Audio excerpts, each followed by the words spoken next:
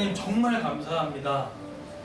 하나님께서 창세전에 택하신 우리 지연 자매를 또 이렇게 마음을 움직여 주셨고 그 생각을 또 움직여 주셔서 예수님을 또 영접하고 또 하나님의 나라로 살아가는 것이 뭔지를 알게 해 주셔서 감사합니다. 이제는 세상의 딸이 아닌 하나님의 딸로서의 자부심과 그 기쁨으로 그 기쁨을 모르는 사람들에게도 전하고 말하며 또 그 걸어다니는 하나님의 그런 딸이 될 수 있도록 주님 도와주십시오. 이제 시작됐습니다. 하나님 말씀을 더 알아가게 하시고 하나님을 더 알아가게 하시며 우리 지연자매를 통하여서 죽어있는 많은 영혼들이 돌아올 수 있도록 도와주시옵소서. 예수님의 이름으로 기도드렸습니다. 아멘. 여러분 박수로 한번 격려하도록 하겠습니다. 예, 감사합니다. 오늘은 좀 성경 이야기를 좀 하고자 합니다. 성경. 복음기초학교 할 때 참고 도서로 보는 책 중에 책이 풍성한 삶의 초대라는 책입니다. 그 책에 이런 내용이 좀 나와서 잠깐만 띄워주시겠습니까? 이런 얘기가 나와요. 우리는 안중 모색하며 길을 찾는 사람들이 아니라 우리에게 주어지고 알려진 하나님의 뜻을 따르는 사람이다. 하나님에 대해서, 나에 대해서 세상에 관한 하나님의 계획과 뜻을 미리 알려주셨다. 우리가 멋대로 살아가지 않고 내 인생의 주인이신 하나님을 따라 인생을 걸어가기 위해서는 성경을 알아야 한다 라고 이렇게 나온 것인데 되게 와닿았어요. 성경에 다 담겨져 있구나. 하나님에 대해서, 나에 대해서, 세상에 관한 하나님의 뜻과 계획이 이미 다 존재하는구나. 그러니까 우리가 찾아 나설 필요가 없고 성경을 보면 나에 대한 하나님의 뜻, 우리 가정을 향한 하나님의 뜻, 계획들을 다 알 수 있다는 것에 대한 좀 시원한 답변이었습니다. 그런데 문제는 뭐냐면 이 성경이 어렵다라는 것이죠. 근데 성경은 또 반대로 얘기하면 쉽다라고 말할 수 있습니다. 왜냐하면 성령께서 성경을 가르쳐 주셔야 성경을 이해할 수 있기 때문에 어떻게 보면 어려운 부분도 있지만 또 쉽다라는 것도 틀리지 않는 말이기도 합니다. 그런데 솔직히 인간적으로 얘기했을 때 근데 좀 어렵죠. 막상 통독하고 싶고 알고 싶지만 성경에 대해서 어디부터 시작할지 모르는 부분들이 있기 때문에 참 답답한 면이 없지 않아 있습니다. 그래서 너무 단순하고 하지만 성경에 대한 이야기를 한번 해보도록 하겠습니다. 성경이 대체 뭔지. 한 지체가 성경에 대해서 정의를 너무 기가 막히게 내려서 좀 설명해 드리고 싶고 이렇게 얘기하더라고요. 사람은 불완전하지만 하나님은 완전하시기 때문에 그분이 주신 말씀, 이것을 성경이라는 정의를 내더라고요. 너무 좋은 말이잖아요. 그렇죠? 너무 와닿았고. 그러면 성경에 대한 이해를 한번 조금 보도록 하겠습니다. 한번 띄워주시겠습니까? 좀 작죠? 죄송합니다. 성경에 대한 이해를 좀 툴을 아셔야 성경을 알 수 있습니다. 첫 번째, 성경의 의미는 완전하신 하나님께서 주신 말씀이라는 것입니다. 두 번째, 그럼 성경의 저자와 기록자는 누구인가라고 했을 때 성경은 구약에서 신약에서 약 1400년 동안 걸쳐 30 다른 저자들에 의해서 기록된 책이 성경입니다.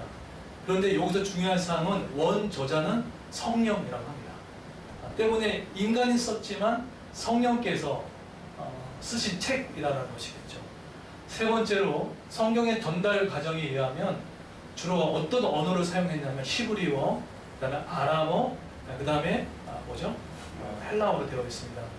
다니엘서, 에스라, 네헤미야 곳곳의 중간중간 부분에 아람어가 적혀져 있습니다. 그렇기 때문에 성경은 세 언어로 되어 있다. 그래서 네 번째로 성경의 유익에 대한 이야기를 하는데 첫 번째는 하나님을 알게 해주시는 책이라는 거예요. 하나님은 영이시기 때문에 안 보입니다. 그렇죠? 그 때문에 이런 말 많이 하시죠. 내 눈에 앞에 딱 두면 내가 믿겠다고. 그렇지만 성경은 자신이 어떤 분인지를 여기다가 적어 넣어 주셨습니다. 그래서 멀리 알 필요 없이 성경을 알면 하나님을 볼 수 있다는 겁니다. 그리고 두 번째로 성경은 구원의 길을 보여줍니다. 그리고 세 번째로 믿음은 들으면서 나고 들으면 그리스도의 말씀이 난다고 하기 때문에 내가 믿음이 일어나기 위해서는 이 성경이 필요하다는 것입니다. 이게 유익이에요. 자, 그런데 문제는 뭐냐면 이런 성경의 권위를 내가 어떻게 가질까냐는 거예요. 틀림없는 이 성경 말씀을 내가 믿을 수 있냐라는 것입니다. 그래서 이런 성경의 권위를 갖기 위해서 수많은 신학자, 그 영국에서 1,400명의 신학자와 교수들이 모여가지고 성경의 정경화 과정을 거쳤던 그런 역사적 기록들이 있습니다. 그런데 여러분, 원래 성경이 66권이었을까요? 네, 그렇지 않습니다. 성경은 원래 66권이 아니었습니다. 성경은 더 많았습니다. 그런데 이런 정경화 과정이라는 것은 성경이 되기 위해서 필요한 필터링이 필요했습니다. 그 필터링을 할 때 4가지 기준을 가지고 성경을 정경화 시켜 나갔습니다. 성경은 원본이 없어요. 다 사회사본입니다. 사본을 번역하고 이것도 번역본인 거죠. 그죠? 자, 그렇다면 이 성경을 처음에 권위를 갖기 위해서 첫 번째 무슨 과정이 필요했냐면 기준이 필요했잖아요. 그 성경이 처음에 영감성이 있냐는 거예요. 영감이 뭐죠? 영감이라는 것은 하나님께서 그러니까 드러냈다는 거죠. 비밀을 드러내시고 영감, 인간이 써내려갈 때 오류가 없도록 성령이 개입했다는 뜻입니다. 그게 영감이라고 합니다. 이 영감이 아니라 이 영감입니다. 두 번째로 신뢰성이에요. 뭐죠? 그 기록자들이 신실함과 영적인 권위가 있느냐, 이것이 기준이었어요. 자, 그 다음에 세 번째로 뭐죠? 보편성이라고 합니다. 그러니까 모든 교회로부터 타등한 확증이 되느냐라는 거죠. 자, 마지막입니다. 그 다음 뭐죠? 내용상으로 하나님의 구원 계획과 그것이 교회랑 성도들에게 유익이 되느냐, 이걸 중점으로 해서 성경을 압축해서 했던 것이 바로 성경 66권이었던 겁니다. 그러면 이 안에 들어가지 않았던 것을 뭘로 분류했을까요? 외경과 위경으로 분류했습니다. 그런데 카톨릭에서는 외경과 위경을 성경으로 포함시켜서 합니다. 그래서 카톨릭은 66권이 아니에요. 근데 그렇지만 그 외경과 위경은 유대 민족 역사를 담고 있기 때문에 어떤 성경을 연구하는 데 있어서는 상당히 도움을 받을 수 있습니다. 그러나 우리 기독교에서는 성경 66권을 하나님의 완전한 말씀이라고 얘기를 합니다. 자, 이렇게 됐을 때 그러면 너무 쉬운 얘기지만 또 쉬운 걸 모를 수가 있습니다. 그럼 구약은 뭐고 신약은 뭡니까? 구약은 뭐고 신약은 뭐죠? 구약은요, 이런 얘기를 합니다. 오래전부터의 약속, 이것을 옛 언약이라고 합니다. 좁은 의미로. 그러니까 이 이야기는 하나님과 백성이 맺은 약속을 옛날 언약, 그래서 약속이라고 합니다. 옛 언약. 그런데 더 깊게 들어가면 그 구약의 뜻이 뭐냐면 이겁니다. 메시아로 인해서, 그러니까 그리스도를 얘기하는 거죠. 인해서 이루어질 인류의 구원에 대한 약속, 이것을 구약이라고 합니다. 이해되시겠죠? 자, 그러면 신약은 뭐죠? 신약은 그리스도의 탄생과 함께 구약의 예언들이 성취된 됨. 그래서 이것을 뭐라고 합니까? 새 언약이라고 얘기했다는 거예요. 새 언약이라는 단어를 썼던 한 유명한 선지자 누가 있을까요? 예레미야가 썼어요. 이것은 너에게 주시는 새 언약이다. 예수 그리스도를 얘기하는 겁니다. 자, 이렇듯 성경에 대한 부분이 있고요. 그 다음에 이렇게 성경에 대한 이해를 가지고 있습니다. 그런데 자, 이런 질문 나옵니다. 그러면 왜 구약에서 굳이 신약이 필요했을까요? 구약이 있는데 왜 신약이 써여져 했을까요? 충분히 구약으로서도 성경이 충분히 가능성이 있는데 왜 신약이 쓰여졌는지에 대해서는 중요한 근거를 두고 있는 게 있는데, 여러분 지금 제가 지금부터 말씀드리는 이 모든 것들은요, 여러분 직장에서 안 믿는 직장 동료라든지 또 안티크리스탄이라든지 또 이런 사람들이 다 묻는 질문들을 제가 종합해서 말씀을 드리는 거니까 잘 귀담아 드셨고 또 메모가 가능하시면 메모하셨다가 나중에 이런 질문 들었을 때 이야기를 해주면 참 좋습니다. 자, 구약이 있고 신약이 있는데 왜 굳이 신약을 왜 썼냐는 거예요. 이 질문을 하려면 우리 두 번째 거 한번 띄워주시겠습니까? 세 번째 거. 자, 그러면 이 질문을 하셔야 돼요. 질문이 좋아야 되는데 왜 그리스도가 오셔야 하는가? 라는 질문을 던진 상태에서 답을 내릴 수가 있습니다. 왜 예수가 오셔야 됐을까? 우리 아마 그레이스 교회 우리 성도님들은 이 얘기 너무 많이 들어가지고 익숙할 겁니다. 그러나 한 번 더 중요하기 때문에 말씀드리겠습니다. 창세기에 보면 완벽한 하나님의 나라가 에덴 동산에 존재했습니다.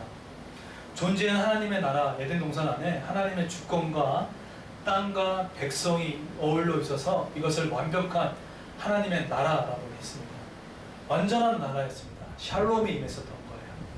그런데 여러분 잘 알다시피 뱀의 유혹이 있었죠. 그 뱀의 유혹의 한 단어, 대사칭이 하나 있었습니다. 하나님 같이 되어라는 거죠. 네, 그것을 너희가 그걸 먹는 날에는 하나님 같이 될 수 있기 때문에 구테타가 일어났던 거죠. 그래서 쉽게 얘기하면은 인간이 뭐죠? 신의 자리를 넘본 사건입니다. 자, 그러면 질문이 나오죠. 그러면 인간이 잘 살아야 될 거 아니에요, 그죠?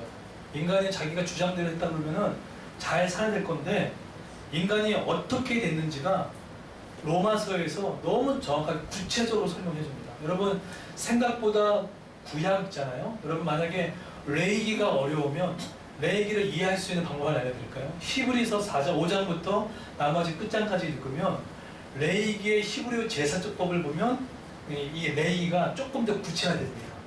마찬가지로 구약을 잘 이해하기 위해서 로마서에 나온 이야기를 잘 이해하면 구약이 보이는 겁니다. 똑같은 원리를 가지고 있어요. 자, 그러면 로마서 1장 18절부터 32절 보십시오. 인간이 신의 자리를 넘본 사건에 의해서 인간의 삶이 얼마나 무너졌는지를 성경은 구체적으로 얘기를 합니다. 자, 보세요. 18절을 보시게 되면 사람들이 어떻게 했냐면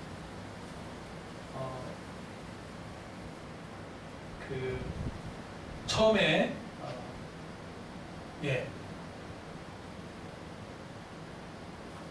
다음 거 한번 넣어봐야 되겠습니까? 오케이, 됐습니다. 자, 여기 보시게 되면, 자, 23절 보십시오.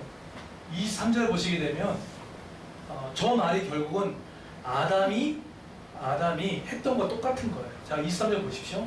또 사람들은 불멸의 하나님의 영광을 죽을 수밖에 없는 인간이나 새나 짐승 또는 뱀과 같은 모양으로 바꿨습니다. 잘 보세요. 하나님이 창조한 새 창조물이 있어요. 첫 번째 뭡니까? 사람이에요. 그죠? 근데 성경은 이 사람을 썩어질 사람이라고 얘기하는 거예요. 그만큼 불완전한 존재라는 거죠. 그리고 두 번째로 새와 짐승은 누가 만들었습니까? 하나님 만드신 거거든요. 또 기어다니는 동물 모양, 동물도 누가 만드신 겁니까? 하나님 만드신 거예요. 그러면 아담이 지었던 죄가 똑같은 게 뭐죠? 하나님의 영광을 뭘로 바꿨다고요? 그것을 바꿔버렸다는 거예요. 그것을 우상으로 바꿨다는 거예요. 사람을 의지하지 말아야 되는데 사람을 의지하고, 또 옛날로 친다 그러면은 새와 짐승 같은 그런 산당에서 예배를 드리고 그런 것처럼 오늘날은 뭘로 의지하죠? 사람 의지하고 돈도 의지하고 또 성취도 의지하는 것들, 그렇게 바뀌어버리는 거죠. 자, 그런데 자, 혹시 28절 있습니까? 자, 보시 다 띄워주시기 뒤에 거 보세요. 그런데 하나님의 영광을 썩어질 사람과 바꿨다는 거예요. 근데 25절 보십시오. 죄송합니다. 25절. 아담과 똑같은 범죄를 저지른 게 또 있어요. 어디 있을까요?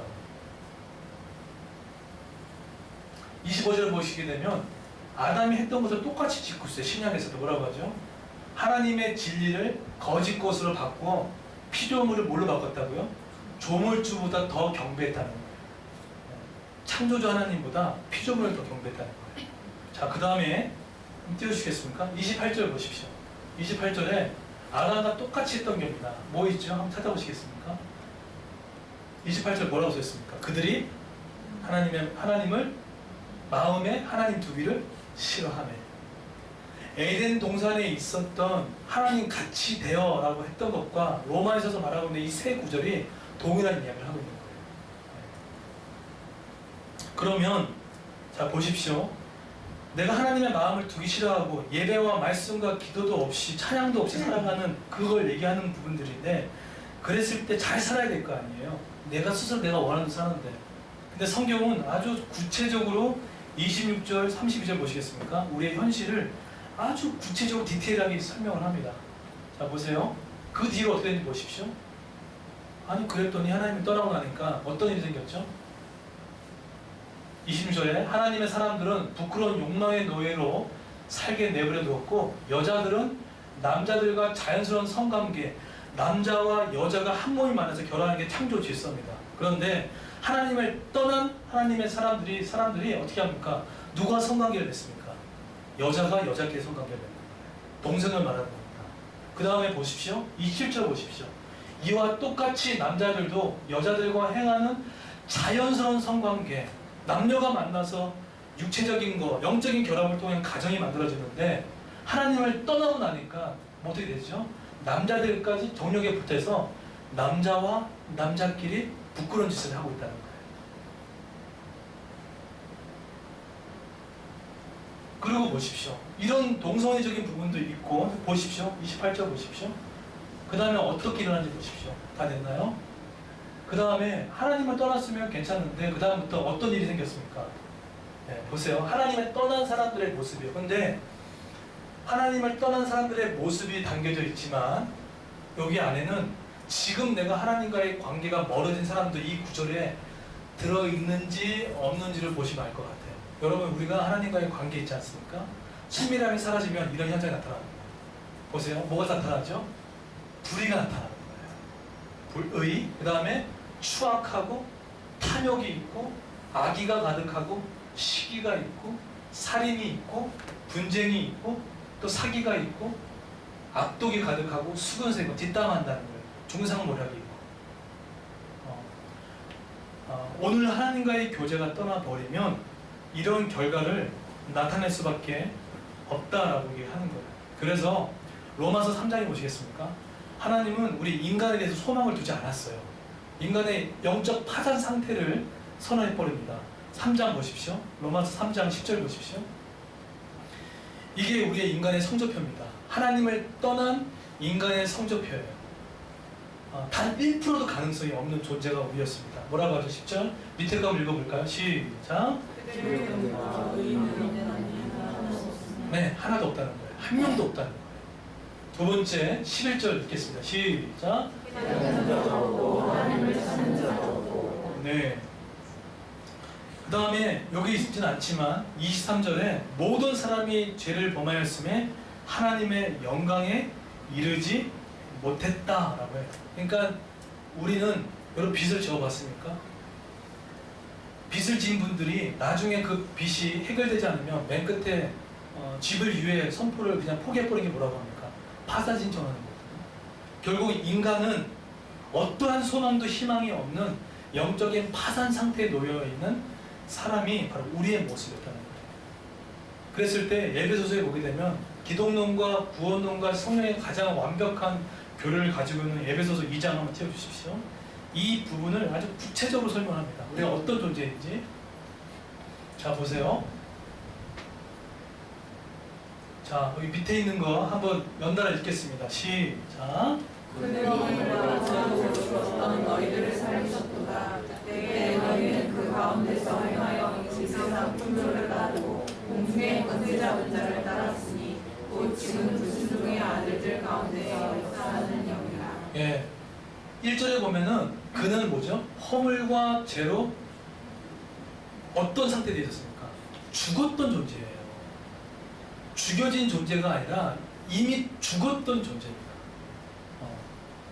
아무것도 할 수 없는 nothing, 아무것도 할 수 없는 파산, 영적 파산 상태가 우리의 모습이었다는 거예요. 그런데 너희를 뭐 했다고요? 살리셨다는 거예요. 자, 그런데 여기서 아주 되게 2절에 보시기에는 그냥 넘어갈 수 있는 성경 구절인데, 사람이 영적인 파산 상태가 되면 그 다음부터 자기가 자기 원하는 대로 가거나 아니면 자기 뜻대로 갈 것 같은데, 죄송하지만 그렇게 되지 않습니다. 어떻게 하는지 아십니까? 하나님을 떠나고 지금도 떠난 사람은요, 누굴 쫓아가냐면 가만히 멈춰있지 않아요. 자, 보세요. 2절 보십시오. 그때 너희는 그 가운데서 행하며 이 세상 풍조를 뭐 한다고요? 따르고. 멈춰있지 않죠. 하나님을 떠난 존재는 멈춰있지 않습니다. 뭔가를 따르게 돼 있어요. 근데 그 뭘 따라간다고요? 세상 풍조. 이거 뭘까요? This generation. 지금 이 세대 가치관을 따라간다는 거예요. 그 다음에 두 번째 누굴 따라간다고 하죠? 공중의 권세 잡은 자, 악한 영, 사탄의 영, 그거를 따라간다는 거예요. 세 번째 누굴 따라가죠? 지금 불순종의 아들들 가운데 역사하는 그 영, 사단의 영, 그것을 따라가는 삶을 살아간다는 거예요. 그러니까 중립이 없어요. 우리가 하나님과에 붙어있지 않으면 우리는 뭔가에 쫓아서 따라갈 수밖에 없는 존재로 이끌려 갑니다. 이걸 뭐라고 표현할까? 노예라고 합니다. 노예예요. 그래서 결국은 우리는 이렇게 따라가다 보면 사탄이 어디로 끌고 가는지 아십니까? 에베소서에 보게 되면 본질상 진노의 자녀, 그게 우리 최종 종착점이에요. 뭐 쉬운 말로 하면 완전한 심판의 자리. 그 얘기는 뭐죠?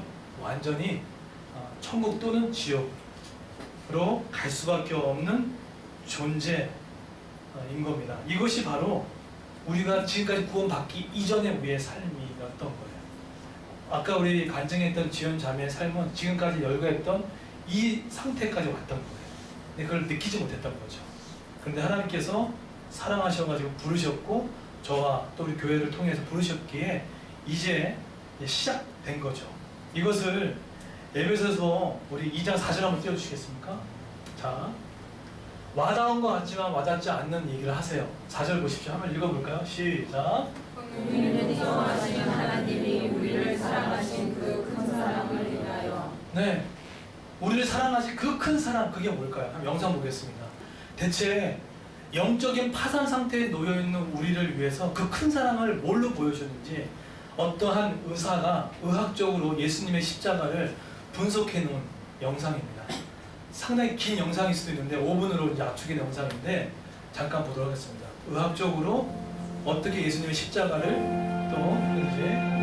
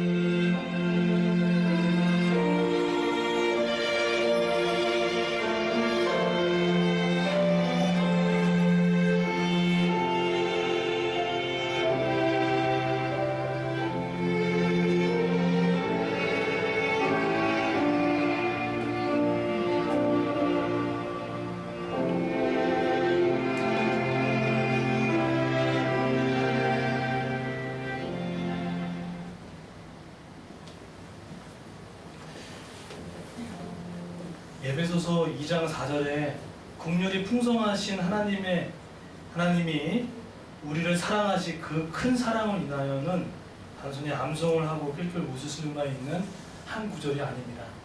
이 구절에는 방금 보셨던 영상처럼 예수님의 진정한 사인은 병이 아니라 그 사인은 바로 우리의 죄 때문이었다라고 이야기를 하고 있는 거죠.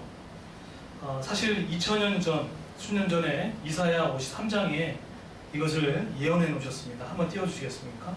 예수님은 저렇게 달리시고 죽을 수밖에 없는 것을 미리 앞서서 얘기했죠. 제가 이사야 한번 보시면 53장, 예수님이 이 땅에 오시기 전에 구약에서 어떻게 하실 것에 대한 이야기를 해놓는데 이렇게 하셨습니다. 그가 멸시를 받아 사람들에게 버림을 받았으며 강고를 많이 겪었으며 질고를 아는 자라.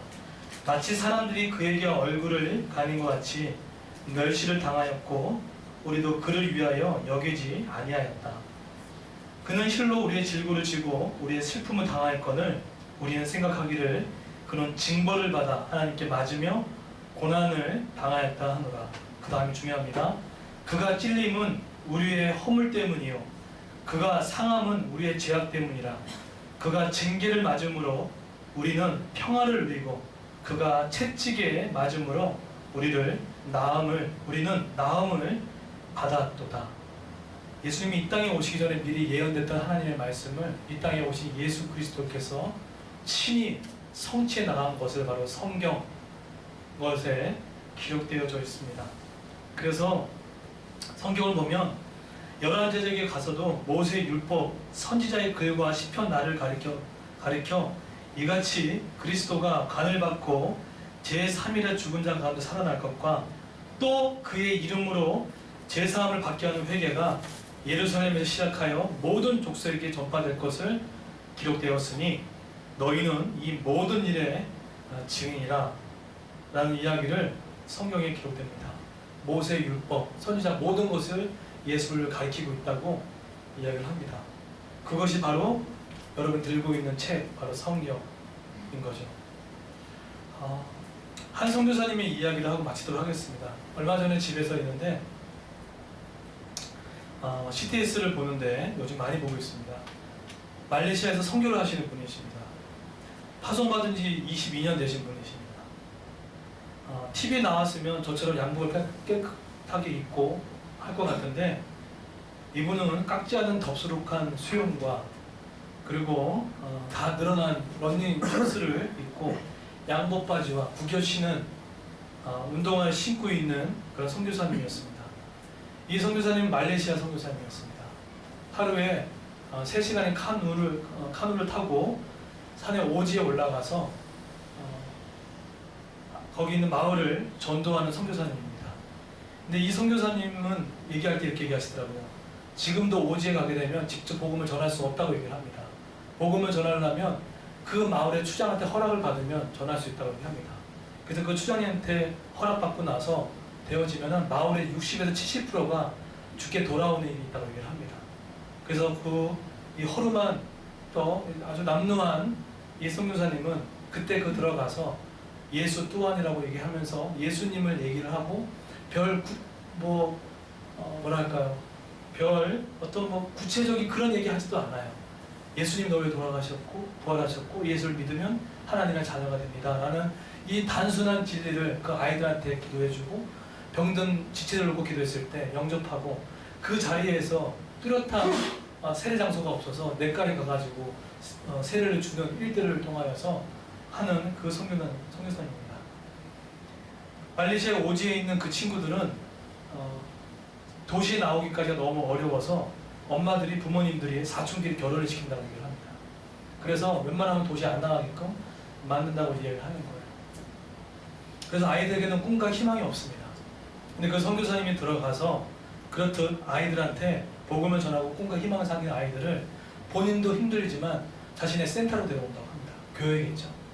데리고 와서 뭘 하냐면 그 중에 특별히 부르심 받은 친구를 데리고 와서 그들한테 이렇듯 우리가 얘기하면 제자 훈련 같은 걸 합니다. 말씀을 가르치고 기도하는 법을 알려줍니다. 그러고 나서 이 친구들이 15살, 16살밖에 안 되는 이 아이들이 토요일날 또는 아침에 떠나서 자신의 마을에 가서 주일날 예배를 인도한다고 합니다. 예배를 인도하고 또 말씀을 전하는 설교자로 그 역할을 감당한다고 합니다. 그러면서 거기 안에 그 일들을 감당하면서 지금 그 말레이시아 안에서 많은 복음의 역사가 일어났다는 거예요. 그런데 이 선교사님이 안타깝게 얘기 한 가지가 뭔지 아십니까? 그렇게 해놓고 5년 동안 영접을 시켜놨는데 말씀을 양육하지 않으면 이 오지에 있던 모든 청소년들이 다 원래도 돌아간다는 거예요. 그래서 지금 자기가 나이가 먹고 가장 하고 싶은 사역이 이거밖에 없다는 생각 드는 게 뭐냐면 그 아이들을 모아다가 우리로 말하면 성경, 이 성경을 가르치는 일에 더 집중해야 하나님의 나라가 확장될 수 있겠다는 생각들을 하게 됩니다. 그래서 그 역할을 감당하면서 지금도 그 변변한 옷 하나 것이 없이 그 선교를 감당하고 있어요. 제 눈에는 방송에서 봤을 때 선교사님의 눈빛과 말과 행동이 진정성이 일어나기 힘들거든요. 근데 정말 진정성이 느껴져요. 정말 그 한 영혼 찾기 싶어가지고 그 6시간, 4시간 되는 그런 데로 올라가서 전하는 그 모습 보면서 방송에서 저도 목사지만 진정성을 느끼기 너무 어렵거든요. 근데 느껴져요. 정말로 영혼 보호하기 위해서 저렇게 뛰어다니는구나. 존경이 되더라고요. 존경스럽더라고요. 저는 이걸 보면서 그레이스 교회가 생각이 났어요. 그레이스 교회는 해화동에 선교지로 부르심 받은 지역입니다. 그 얘기는 뭘까요? 저는 그런 생각이 들더라고요. 아, 그렇구나. 그러면 목사인 내가 가만히 있으면 안 되겠다. 이 도시 안에 저는 뭘로 받았습니까? 대도시 선교사를 부르심 받은 거예요. 그러면 성도들이 오는 걸 기다릴 게 아니라 정말로 죽어가고 있고 힘들어하고 있는 자들한테 찾아가서 그 예수의 복음을 전하는 자가 선교사 역할이겠다. 그리고 그 중에 하나님께 영접했던 그들이 교회에 와서 말씀을 양육해 주는 것이 교회겠다. 그럼 여러분은 뭘까요?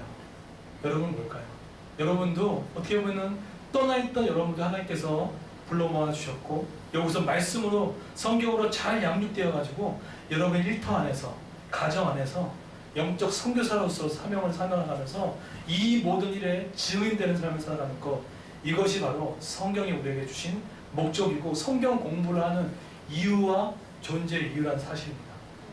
그래서 우리가 말씀 결론 맞도록 하겠습니다. 가을이거든요. 가을이기 때문에 성경 보라고 얘기한 게 아닙니다. 성경은 하나님과 나에 대해서 우리 인간의 뜻에 대해서 모든 걸 담겨진 것입니다. 다시금 우리 교회가 성경으로 돌아갔으면 좋겠어요. 성경으로 돌아갔다는 얘기는 그분과 함께 하겠다는 뜻입니다. 다시 한번 성경을 읽으시고 들으시고 암송하여서 성경을 사랑하게 되면 그 자리에 가만히 있지 못합니다. 하나님의 증인이 되는 삶을 살아가는 저와 여러분 되기를 예수님으로 축원드리겠습니다. 네, 제가 다 같이 일어나서서 내 평생 가는 길 3절과 4절하고 마치도록 하겠습니다. 우리 내 평생 가는 길 3절.